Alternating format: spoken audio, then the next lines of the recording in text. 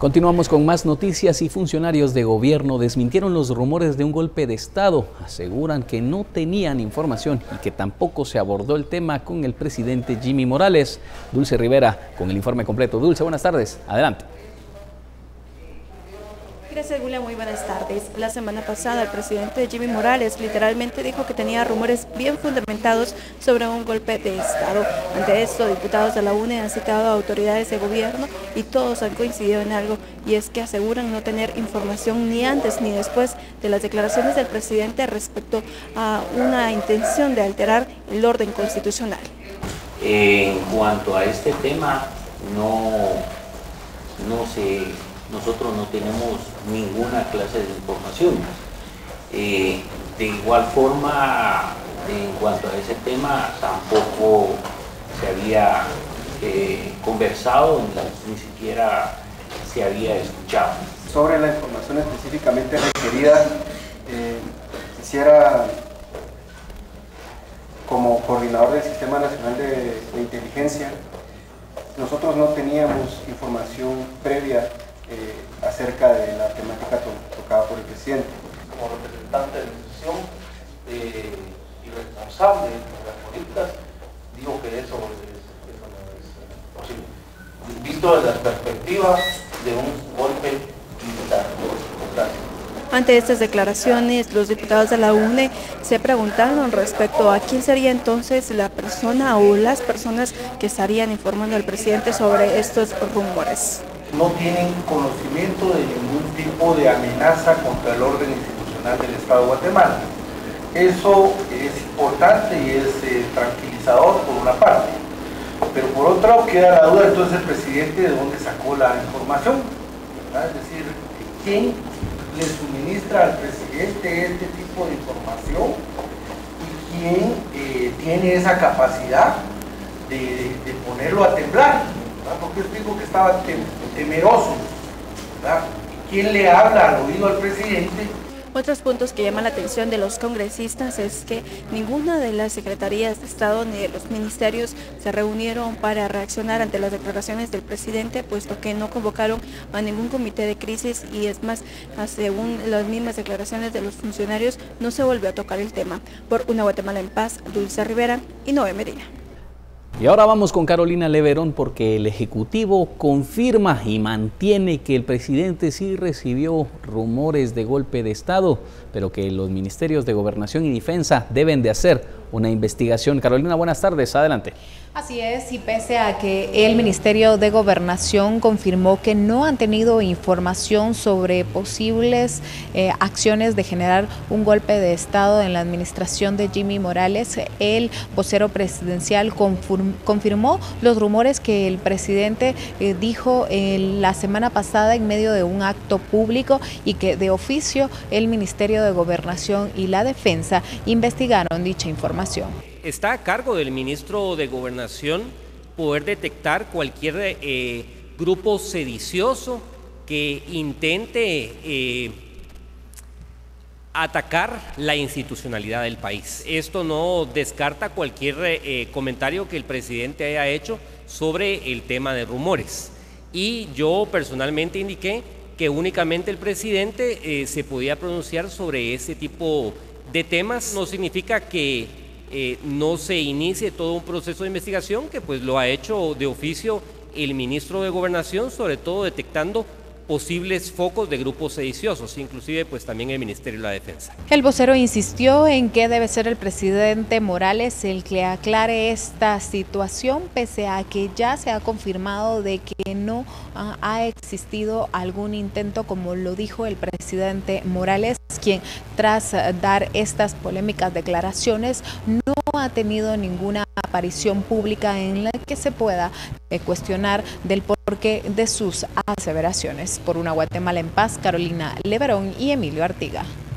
Y en otros temas, el mismo contrato de la terminal de contenedores Quetzal, que ha puesto ante la justicia a los exmandatarios, un exmagistrado y empresarios españoles, sirvió de base para que la obra entre a funcionar. Este domingo arrancó funciones en medio de una verdadera polémica. Punto firma, son los últimos que no se venció FP. A las 3 de la tarde del domingo, el primer buque llegó a la terminal de contenedores Quetzal para inaugurar el funcionamiento de la megaestructura ubicada en el Pacífico. En estos momentos lo que estamos observando es cómo el buque Submarine Oguanda, proveniente de Panamá y propiedad de la empresa Maersk, atraca en la terminal de contenedores Quetzal, y el objetivo es que con las grúas azules sea cargado de 249 contenedores vacíos. El funcionamiento se da en medio de cuestionamientos legales y aprietos administrativos. El interventor de la terminal, Alexander Eisenstadt, tomó la decisión de que la terminal opere bajo el argumento de que el contrato original con la empresa portuaria Quetzal no ha sido anulado y por tanto mantiene la vigencia. Si el contrato es declarado nulo por una sentencia firme de los tribunales de justicia, esto no puede operar. Al día de hoy no hay una sentencia. Yo no soy un juez y yo no puedo anular el contrato que legalmente es válido. Entonces habrá que esperar a que los tribunales de justicia determinen qué sucede y en ese momento se resolverá. Resaltó que las necesidades económicas de la terminal son enormes. Aún sin dar datos precisos de cuánto dinero se necesita, explicó que hay pendiente un préstamo de 126.5 millones de dólares y que sin funcionar, la terminal tiene gastos fijos de 3 millones de quetzales. Las proyecciones que me ha pasado mi equipo financiero indican que los ingresos realmente no son sustanciales y definitivamente no son suficientes para pagar las deudas que acarrea la terminal. Aún con la llegada del primer buque, el escenario es incierto para la terminal. Al momento en que la Sala de lo Contencioso Administrativo eventualmente anule el contrato, la terminal y el depósito aduanero dejarían de funcionar.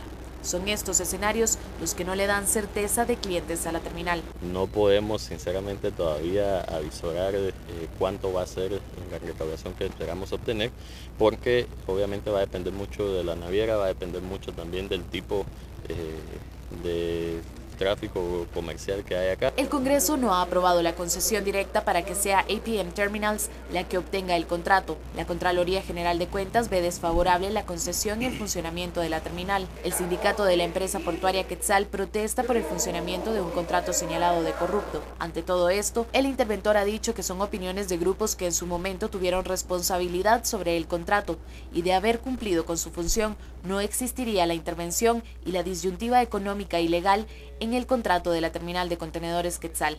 Por una Guatemala en paz, Lourdes Hércules y Silvia López.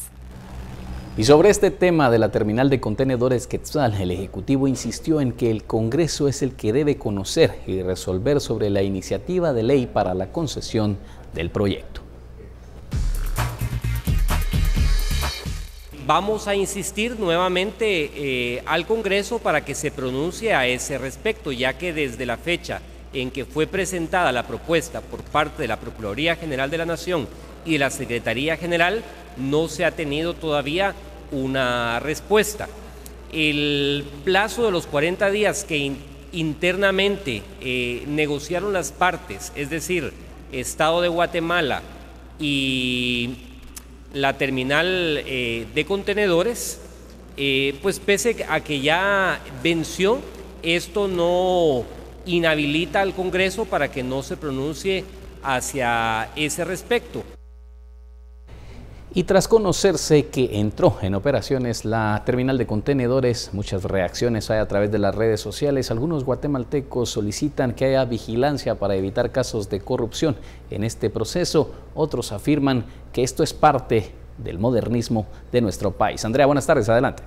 Así es, William, y que TCQ inicie operaciones en medio de las investigaciones que se llevan por un caso de corrupción dentro de la concesión del mismo ha causado varios comentarios. Gómez Villeda escribió: con todo respeto, pero a nuestro pobre país le urgen puertos modernos. De lo contrario, no seremos competitivos. Y qué bueno que este entre a funcionar. Jorge Hernández escribe: tremenda corrupción es lo que se demuestra al empezar a operar. Este gobierno también se está corrompiendo. Carlos Daniel: si no hubiera corrupción en Guatemala sería un país avanzado, pero lamentablemente la corrupción hace que Guatemala no salga adelante. Maximiliano Nava señala: es un gran paso. Guatemala se debe de ir haciendo grande y hacer otros grandes puertos en el Caribe. Dios ayude al presidente. Henry Guzmán señala: proyecto que nació corrupto y así seguirá. Suri Monter: Qué bien, si la infraestructura ya estaba instalada, era una gran pérdida para el país dejarla tirada por culpa de unos malos gobernantes. El caso sigue en los tribunales, nada tiene que ver con TCQ, que TCQ empiece a funcionar. Muchas gracias por todos sus comentarios. Para ver todos los detalles también de cómo empieza ya a funcionar, lo invitamos a que usted visite nuestro portal guatevision.com y recuerde que puede seguir interactuando con nosotros a través de las redes sociales. En Facebook nos encuentran como Guatevision y en Twitter @guatevision_tv. Fue un gusto acompañarlos, buen provecho. Y la diputada Ninette Montenegro presentó una denuncia penal en contra de las autoridades del Registro Nacional de las Personas por la prórroga del contrato con Easy Marketing. De acuerdo con la congresista, en ese proceso podrían existir anomalías debido a que las máquinas impresoras de DPI fueron sobrevaloradas y porque hasta el momento no se ha realizado la transición respectiva. Este es el momento y por eso nosotros esperamos para presentarlo. ¿Por qué? Porque en primer lugar, lo que RENAP está haciendo con 3.400.000, Easy Marketing lo hizo con 2.000 millones, porque eso es lo que nos costó ese aparataje. En segundo lugar, porque yo estoy convencida de que los 400.000 o 500.000 DPIs realmente no han sido entregados. En tercer lugar, toda la maquinaria que tiene en sus manos Easy Marketing, ¿por qué no la ha querido devolver? Y la directora del Registro Nacional de las Personas aseguró que la empresa Easy Marketing está por imprimir los últimos DPI para llegar a los 12 millones. Sin embargo, hay un retraso en la entrega de por lo menos 360.000 documentos. En este momento estamos a la espera que ellos nos entreguen los DPIs. Como no se determina el tiempo de entrega, ¿verdad?, por parte de ellos en el contrato, estamos en esa fase precisamente. Lo que son incumplimientos y todo esto es un tema legal que tendrá que ventilarse en los órganos correspondientes y primero que nada tenemos que recordar que tiene que nombrarse una junta receptora y liquidadora para el efecto y ellos serán los que deberán determinar si se recepciona, si no se recepciona, cómo se recepciona, en qué tiempo se va a hacer, pero eso sí ya es un tema que sale de las manos tanto del directorio como de la administración. Y precisamente para seguir ahondando más en este tema, enlazamos con nuestra compañera Lourdes Hércules. Se encuentra a las afueras del Registro Nacional de las Personas en la calzada Roosevelt porque este tema de la impresión de DPI se encuentra en un impasse. Lourdes, adelante, te escuchamos.